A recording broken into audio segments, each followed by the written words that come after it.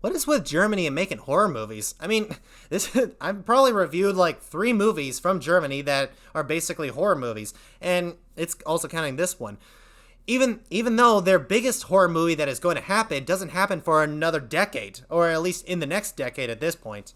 But either way, I'm getting a little bit off track. And for this review, guys, I just got to give you a little bit of a heads up if I'm sounding funny or anything like that. Mostly because allergy season has just hit me like a bomb today. I've got a sore head. I'm gonna have a runny nose and a little bit of a scratchy throat, but either way, I got a job to do, and this is a movie that I was really looking forward to, so nothing's gonna stop me from talking about Nosferatu. So Nosferatu came out in 1922, and it's pretty much based off of Dracula, which basically means Dracula has been in the movie industry for over 100 years. I find that insanely cool.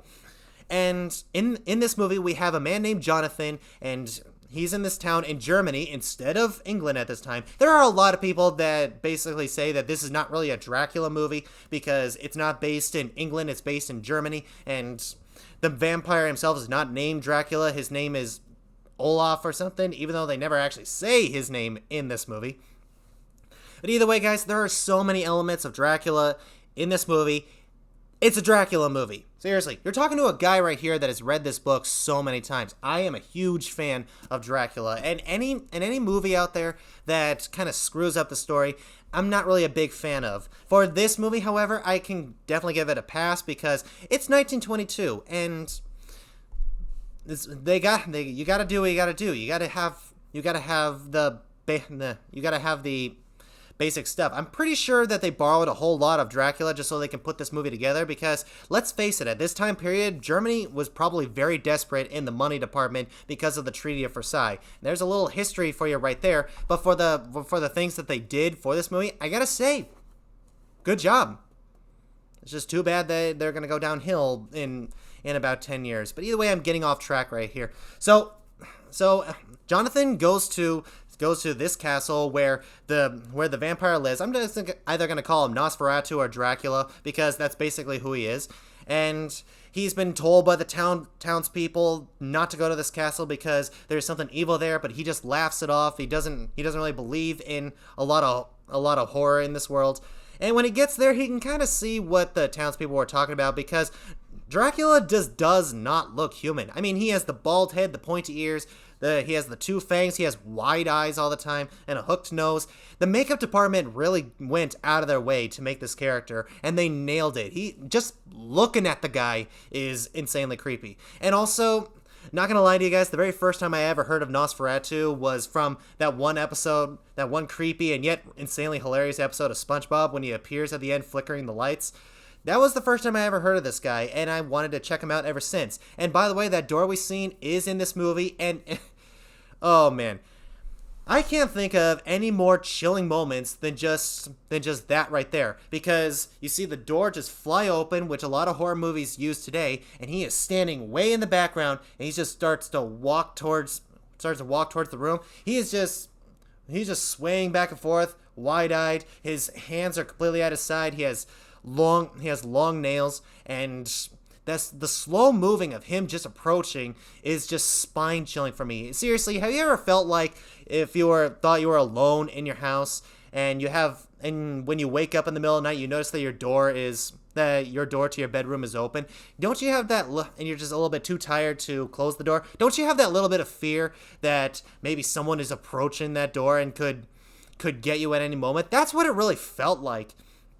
And another thing that this movie does that actually surprised me that horror movies still use today, it's the shadows. Seriously, when you see like his fingers appear over the bed and with just his shadow alone, it does bring out that another spine-chilling moment. And the shadows, they use it very well in this movie.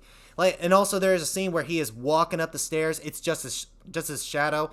And all such. They knew how to bring in the horror movie elements, and it's not just the lighting or the makeup. It's also the visual effects as well. The visual effects were definitely top notch. Like for example, when his coffin is being transported to the new town, there is a scene where his coffin just flies open and he just rises out of the coffin. And I'm not just like getting up by the hips. I mean, rising up from your feet. So the visual effects department really went out of their way to make this unworldly character into our world. So props to them. And another thing I gotta say, and that is Dracula's servant in this movie. His servant lives in Jonathan's hometown, and dude, why does he have makeup? I mean, you can totally tell he is wearing makeup on his face, and he looks just as creepy as Dracula. Seriously, what the heck did he look like? He looks like Gollum's grandfather with a unibrow. That's what he looked like, and yet people are talking to him like he is a normal person, like they see him every day, like you could invite this guy to your grandson's birthday party. He just does not look normal. And also I gotta say this, the magnum opus, the masterpiece, and the thing that really brings this movie alive, and that is Max Shrek as Dracula himself. Seriously, Max Shrek nailed it out of the park. He not only just gave the iconic vampire look, but after watching this movie, you will definitely remember his face. Like, for example, in one scene, he is standing next to a window, wide-eyed, just looking down at the street, and I'm just thinking to myself, okay, if I was walking down the street in the middle of the night and I looked up and that was looking at me, I would sprint the other way while at the same time call 911. So his acting and his presence is definitely something that you do remember after watching this movie, and for any of you who are horror movie fans, I would definitely recommend checking this movie out. I mean, you may not like most of the characters in this movie, but when it comes to Dracula, when it comes to Max Shrek's acting, just be prepared that you are going to see a really good performance.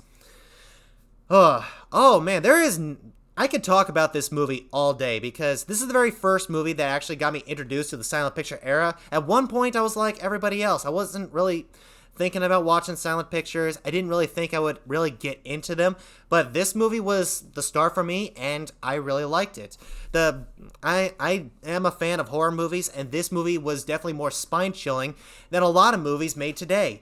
So I will say Nosferatu is definitely worth checking out, and seriously, if you are not a fan of silent pictures, I still recommend giving this movie a try, because after watching this movie, the only thing I thought was, yeah, I gotta rewind it and watch it again. It was really good. And if any of you are horror movie lovers, this is definitely a movie for you, because Nosferatu is legendary. So guys, Nosferatu, have you seen it? What did you think of it? Whatever you thought, comment below. And also, don't forget to leave a like, subscribe, and share my videos as much as possible so I can finally get monetized enough to challenge other reviewers to do the exact same challenge as I am doing, and have them watch Nosferatu as well. I want to hear their opinions of the movie as well. And I'll see you in the next video.